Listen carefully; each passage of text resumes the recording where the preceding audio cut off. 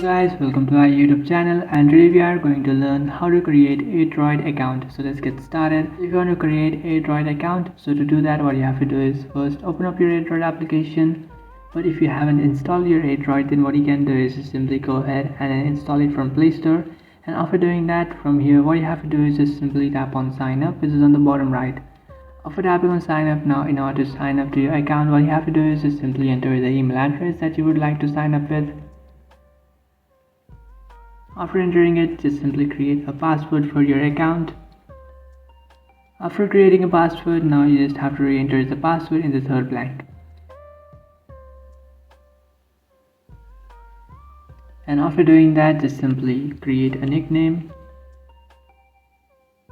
And after adding the nickname, just simply tap on sign up.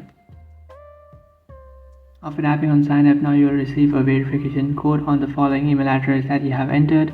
So what you can do is just simply open up your Gmail application, and after opening up your Gmail application, you will receive a code. What you can do is just simply copy it.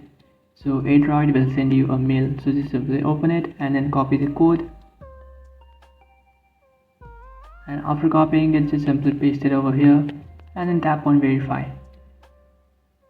And after doing that, here you have successfully created your AirDroid account. So what you have to do is, after creating your account, you just have to allow few permissions to access your AirDroid. So just simply tap on continue, and after tapping on continue, now allow access to manage all files. And after allowing it, just simply tap on allow and then tap on OK. After doing that, now you have successfully created your AirDroid account and then allowed file access.